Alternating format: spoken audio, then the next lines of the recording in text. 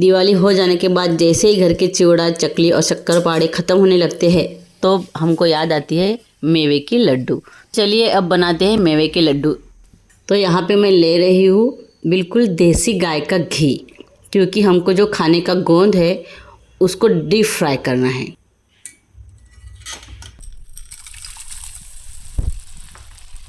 इसको मैंने थोड़ा सा कूट के ले लिया है ताकि अच्छे तरह से वो फूल जाए। जब तक कि ये फूलता नहीं बहुत अच्छी तरह से, तब तक कि वो सॉफ्ट नहीं होगा। उसकी पाउडर बनानी है हमको, लेकिन वो मुंह में नहीं आना चाहिए, सॉफ्ट ही होना चाहिए, इसलिए इसको डीप फ्राई करना पड़ता है इस तरह से। देखिए कैसे अलग अलग हो गया, बहुत ही बढ़िया टेक्सचर आया है अब उसका। इतना सा डाला था लेकिन कितना सारा हो गया। अब इस तरह से जितना भी गोंद लेना है वो मैं डीप फ्राई करके ले लेती हूँ। तो हो गया है हमारा ये काम। अब इसके बाद एक एक करके सारे ड्राई फ्रूट्स हम भून लेते हैं थोड़ा थोड़ा घी के अंदर, जैसे कि काजू, बादाम, ये पिस्ता, अखरोट। इस बार मैंने कुछ और बीज ऐड किए हैं, जैसे कि ये है कद्दू के बीज, ये सनफ्लावर की बीज और ये मगज यानी कि तरबूज के बीज। इनको भी मैंने अच्छे तरह से भून लिया है। और अब हम लेंगे कुछ मीठे चीज़ें, जैसे कि ये किशमिश है, ये है डेट। ये मैंने सीडलेस नहीं लाया था, इस बार सीड्स के साथ ही लाया था और उसको अलग कर दिया। ये है अंजीर, जो मैंने 4-4 भागों में कट करके बाद में उसको भून लिया है। और ये है मखाना। मखाना का बहुत ज़्यादा रोल है पौष्टिकता में भी और लड्डू बनाने में भी। तो मैं क्या है वो बताऊंगी जैसे ही समय आएगा। तो इस तरह से सारी चीज़ें मैंने भून लिए हैं, देख सकते हैं आप। अब सिर्फ बाकी है छुआरा, यानी कि ड्राइड खारीक की जो पाउडर, जो मैंने रेडीमेड ही लाई है, और उसको भी थोड़ा सा भून लेंगे हम। पहले इन सबको हम बारीक करके लेते हैं, पाउडर बना लेते हैं। अब पाउडर बनाते समय मखाने का क्या रोल है? मखाने से जो चिकट पदार्थ है, जैसे कि जो मीठी चीज़ें वो बहुत चिकट होती है, उसके साथ अगर हम इस तरह से डालें, आप देख सकते हैं कि सारी जो ये मीठी चीज़ें हैं मैंने एक साथ ग्राइंड करने की कोशिश की तो कैसे उसका गोला बन गया। लेकिन अब इन्हीं को अगर मैं मखाने के साथ मिक्सर ग्राइंडर से घुमाती हूँ तो इस तरह से फाइन पाउडर बनती है। तो आप भी अगर इस प्रॉब्लम से जूझते होंगे तो ये आपके लिए अच्छी एक टिप हो सकती है। देखिए सारी पाउडर अब रेडी है मेरी।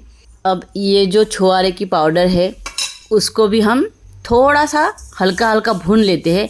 देखिए सारी चीज़ें भूनने की क्यों ज़रूरत है, क्योंकि अगर हमको ज़्यादा लड्डू बन गए और बहुत दिनों तक रखने हैं तो उसमें कुछ कीड़ वीड़ नहीं लगनी चाहिए। इसलिए सारी ही चीज़ें हमको थोड़ी थोड़ी गरम करके भून के, जलानी नहीं है, बस थोड़ा सा भून के लेना है हमको इस तरह से। चलिए अब इसको भी मिला देते हैं। यहाँ पे मैं एक टिप आपको देना चाहूँगी। जब सारी चीज़ें हम भूनते हैं तब हमको घी का कम इस्तेमाल करना है, क्योंकि अगर घी से बहुत लथपथ रहे हमारे सारे ड्राई फ्रूट्स तो मिक्सर में बारीक करने में बहुत ज़्यादा प्रॉब्लम हो जाती है और इस तरह से पाउडर नहीं बनती। हाँ, जब लड्डू बनाने हैं तब उसमें हमको बहुत ज़्यादा घी डालना है और फिर लड्डू बनाने हैं। कुछ चीज़ें और पौष्टिक बनाने के लिए, स्वाद के लिए और अच्छी स्मेल के लिए डालते हैं। तो ये है खसखस, इसको भी भून लेना है हमको। ये बहुत ज़्यादा मात्रा में नहीं डालनी है, बस थोड़ा सा 50 ग्राम या इस तरह से, जैसे भी आपके इंग्रेडिएंट्स है उस तरह से डालना है। और ये है जायफल और इलायची, जिसको मैंने बारीक कर लिया है, उसको भी हम थोड़ा सा भून लेते हैं ताकि हमारे लड्डू लॉन्ग लास्टिंग हो जाए। तो इस तरह से थोड़ा थोड़ा भुनना है। इन सब चीज़ों को भी हमको सॉफ्ट करके लेना है, बिल्कुल सॉफ्ट फाइन पाउडर। तो इसकी ऐसे ही तो नहीं होगी, तो इसके लिए यहाँ पे एक टिप है कि आपको 2-3 चम्मच शक्कर ले लेनी है ताकि ये जो पाउडर है ये बहुत फाइन हो जाए इस तरह से। अब इसको भी मिला देते हैं हमारे सारे मिक्सचर। वैसे तो ये मिक्सचर अब रेडी है घी डाल के लड्डू बनाने के लिए, लेकिन फिर भी एक बार मैं प्रोसेसर से निकाल लेती हूँ ताकि सारे इंग्रेडिएंट्स बहुत अच्छी तरह से मिक्स हो जाए और लड्डू भी सॉफ्ट हो जाए। ब्लेड मैं यूज़ कर रही हूँ वो कटिंग का ब्लेड है। इस तरह से ये एकजीव भी हो जाएगा और फाइन पाउडर भी बन जाएगी। देखिए अब ये 2-3 किलो का पूरा मिक्सचर हो गया होगा। इतने सारे लड्डू एक बार बनाना तो मेरे बस की बात नहीं, इसलिए मैं हमेशा क्या करती हूँ 10-10 या 9-9 लड्डू बना के रख देती हूँ और जैसे जैसे ख़त्म होते हैं वैसे वैसे बनाते जाती हूँ। तो आप भी लड्डू खाइए और ठंडी का मज़ा लीजिए। और वीडियो पसंद आया होगा, रेसिपी पसंद आई होगी तो लाइक, शेयर और चैनल को सब्सक्राइब करना ना भूलिए। Thank you.